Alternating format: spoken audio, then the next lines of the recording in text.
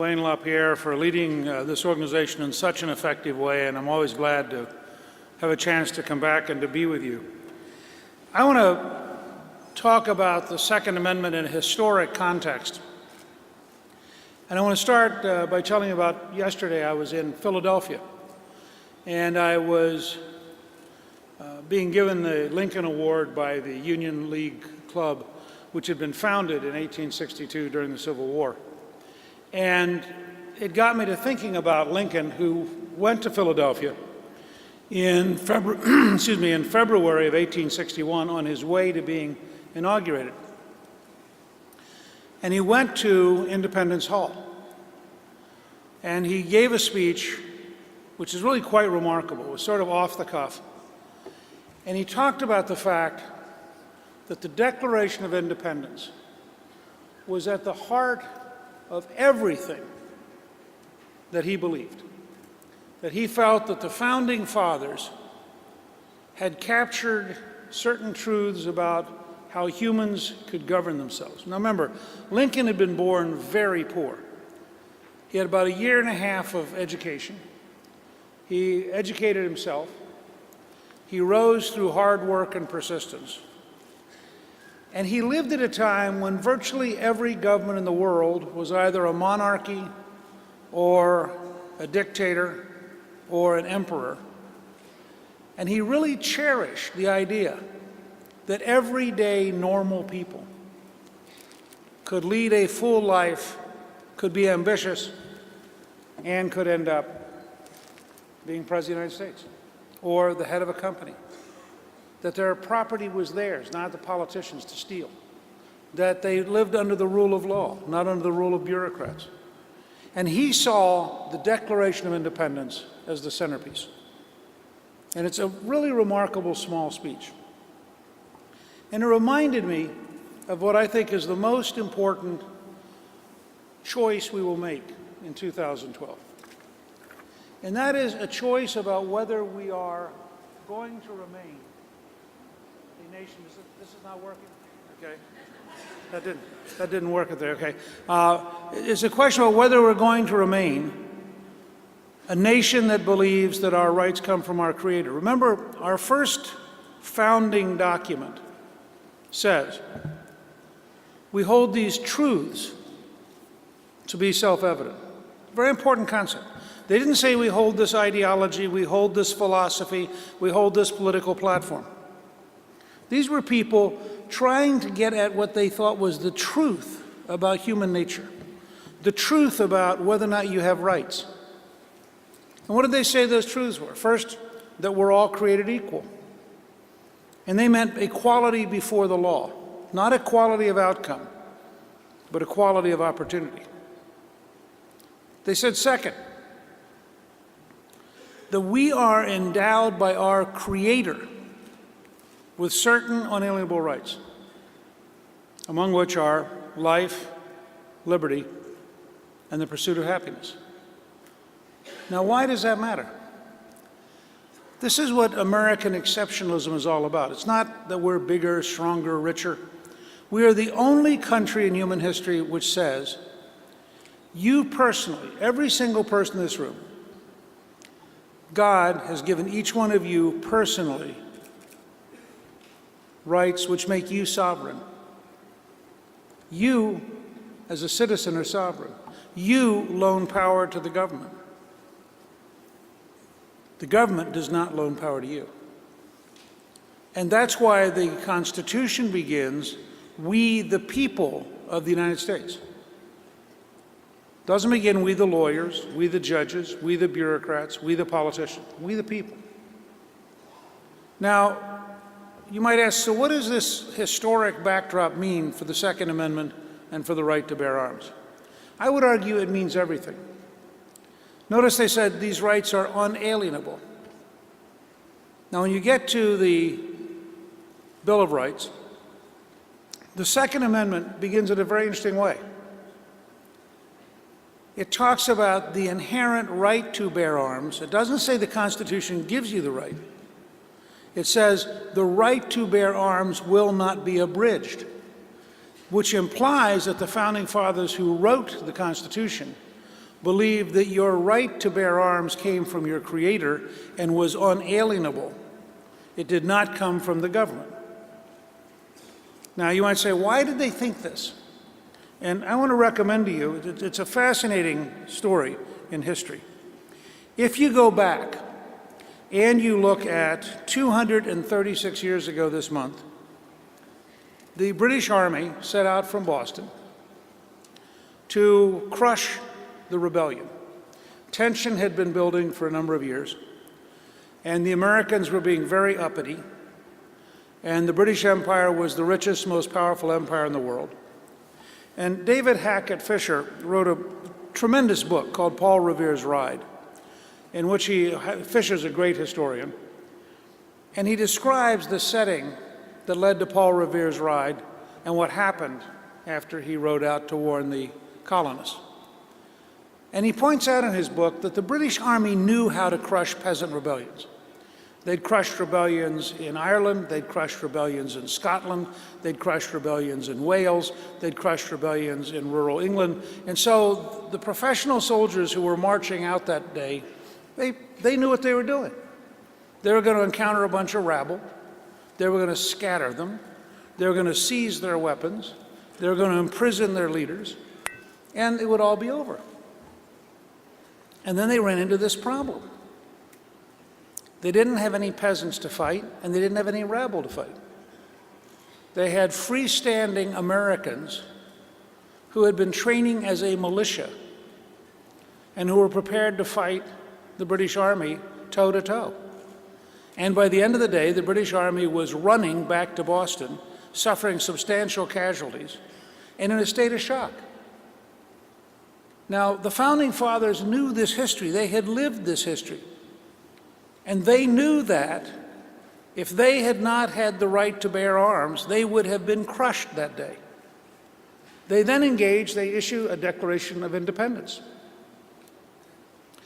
And on July 9th, 1776, General George Washington, on Bowling Green in Manhattan, has it read to the Continental Army. And that Declaration of Independence defies the most powerful empire in the world and asserts the rights I just described to you.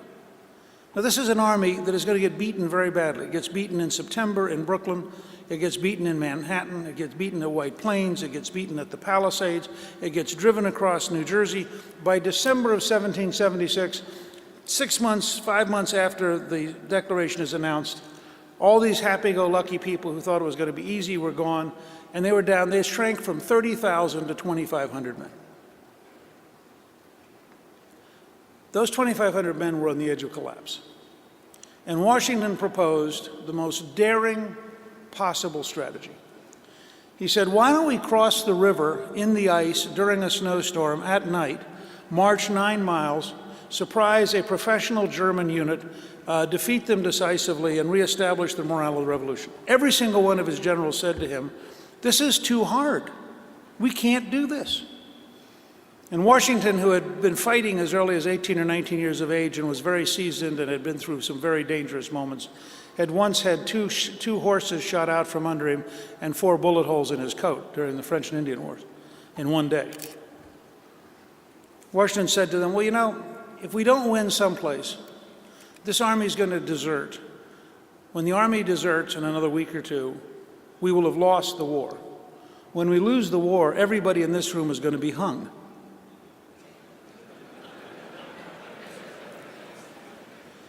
So we have nothing to lose.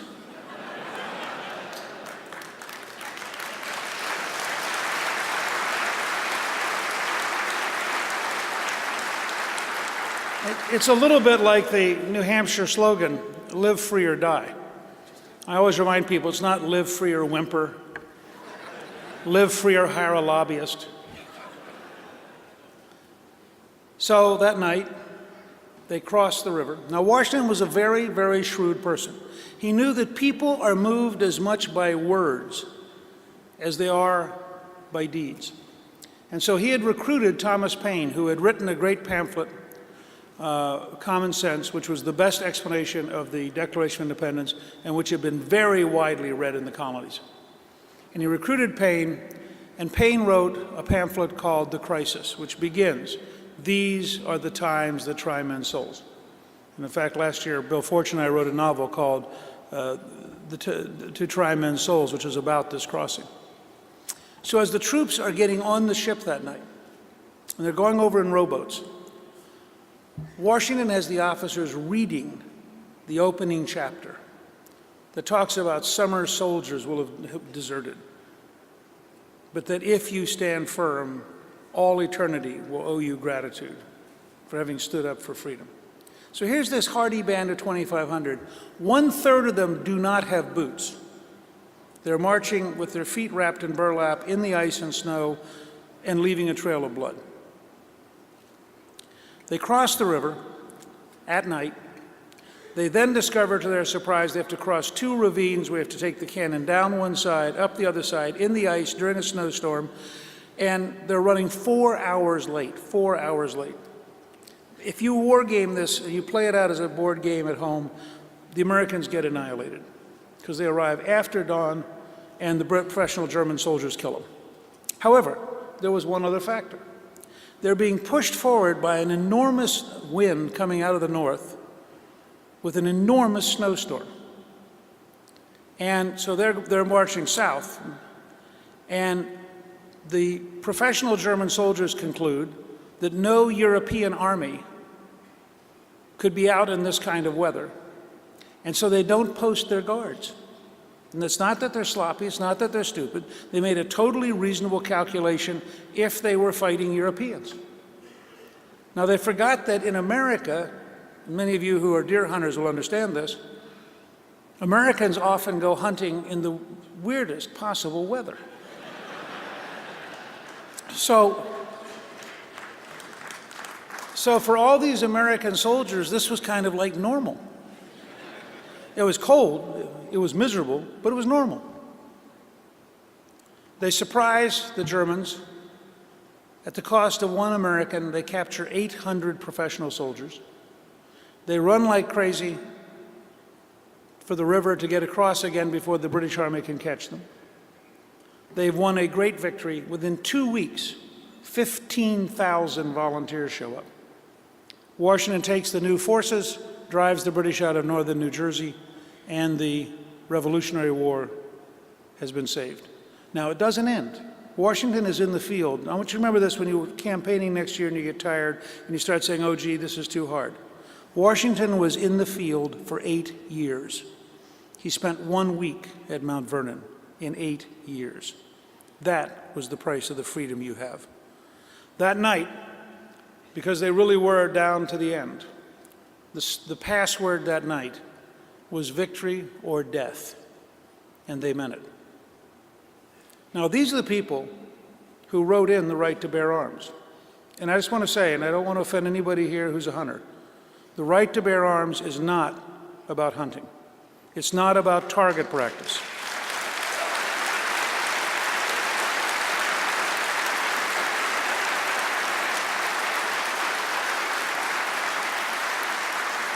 The right to bear arms is a political right designed to safeguard freedom so that no government can take away from you the rights which God has given you. And it was written by people who had spent their lifetime fighting the greatest empire in the world, and they knew that if they had not had the right to bear arms, they would have been enslaved, and they did not want us to be enslaved, and that is why they guaranteed us the right to protect ourselves. It is a political right of the deepest importance to the survival of freedom in America.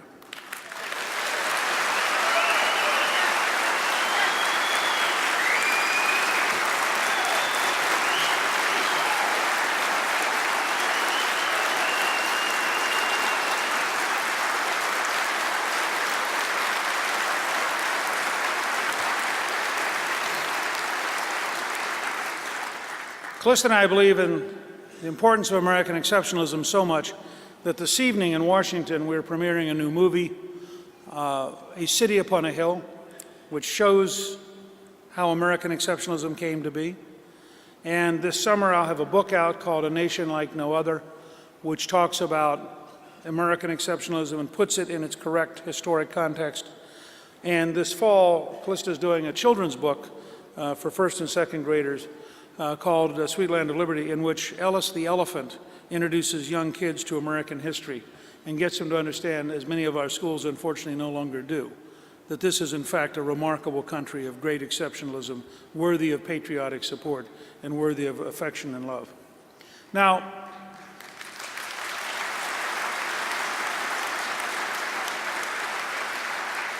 let me tell you the good news and the bad news.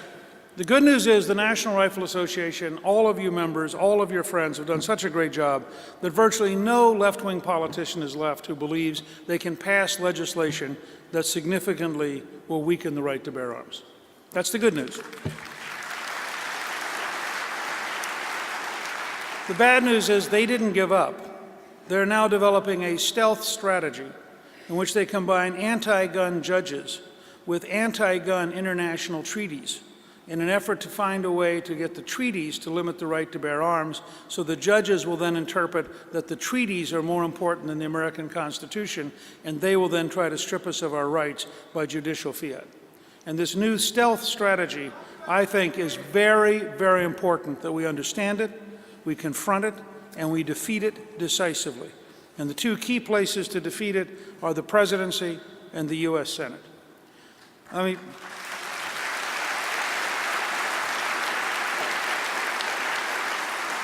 you know, on a worldwide basis, you understand why the right to bear arms has no great popularity. If you were Castro, Chavez, Ahmadinejad, Kim Jong-il, would you feel comfortable if your people had the right to bear arms?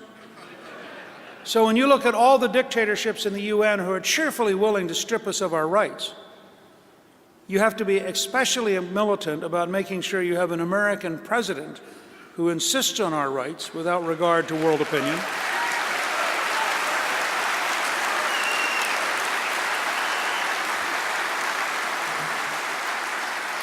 You have to make sure you have a Secretary of State who understands the Second Amendment and supports it.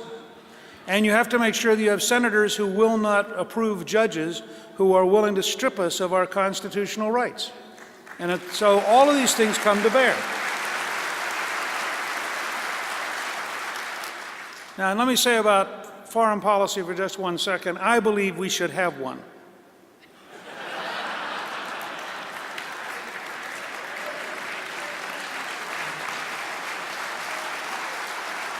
I believe it should be an American foreign policy. I believe that it should not be an Arab League foreign policy. It should not be a United Nations foreign policy. It should not be a will our friends like us foreign policy. It should represent the Constitution of the United States.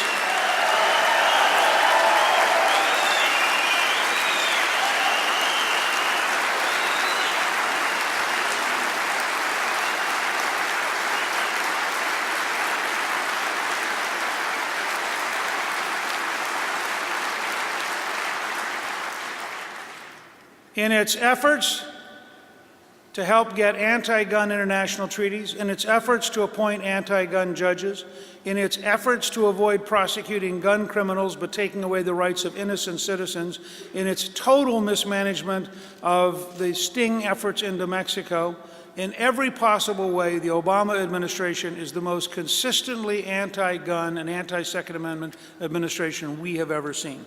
And we need to understand that going into this. Now, I want to point out to you that there are things a president can do on the first day. This is not one of those, gee, it'll take 12 years to change things. Presidents can issue executive orders.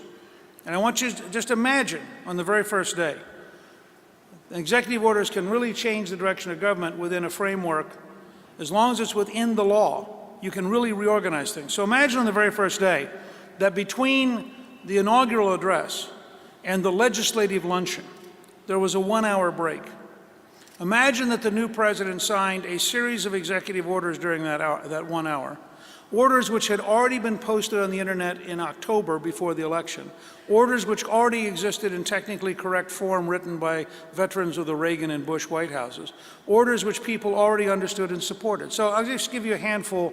1 or 2 are not gun related, but you'll see why they're useful. Imagine that the very first executive order simply abolished every White House czar as of that minute.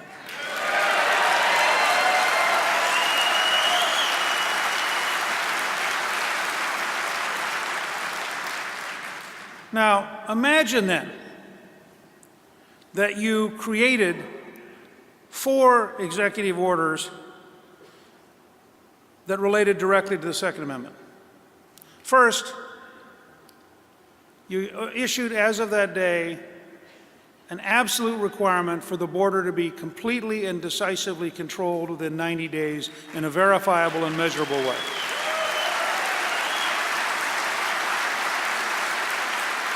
And candidly, when people tell you we don't have the resources, my answer is take half the bureaucrats in Homeland Security, move them from Washington to the border, and you'll be able to just line them up.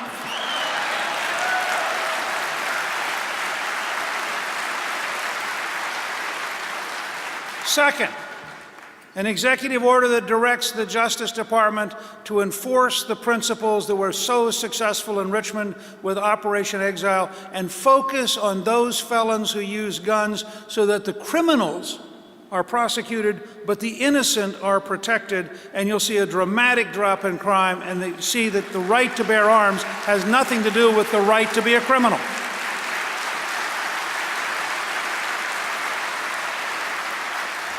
And if you compare the experience of Richmond with Operation Exile with the current catastrophe in Philadelphia, where they have a judge who is anti-gun, who refuses to enforce the gun rules, lets the criminals off, while advocating that we somehow magically get rid of guns in Philadelphia, but doesn't want to get rid of the criminals.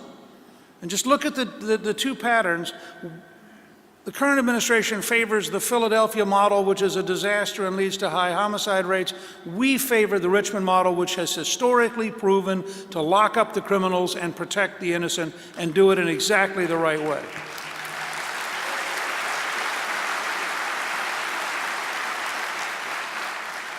Imagine an executive order which, as of that day, instructs the State Department to actively, overtly fight against any effort to control the right to bear arms internationally, and to actively reach out in every country in the world to work with pro-Second Amendment groups to ensure that every human being on the planet understands they have the right to self-government, their rights come from God, and they have the right to protect themselves against tyranny and dictatorship.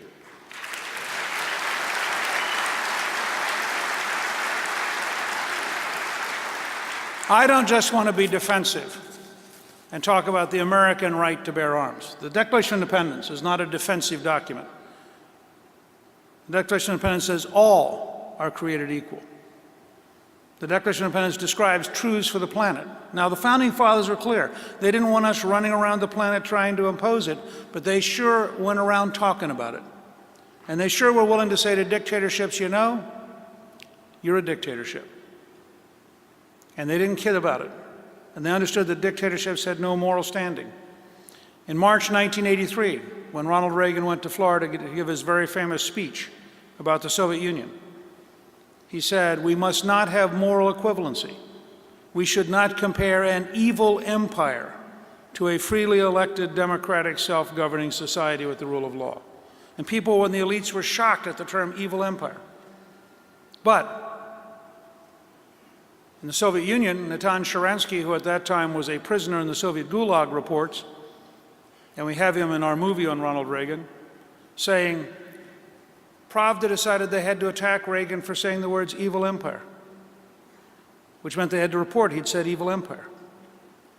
The morning they reported it, the morale of the guards in the prison collapsed.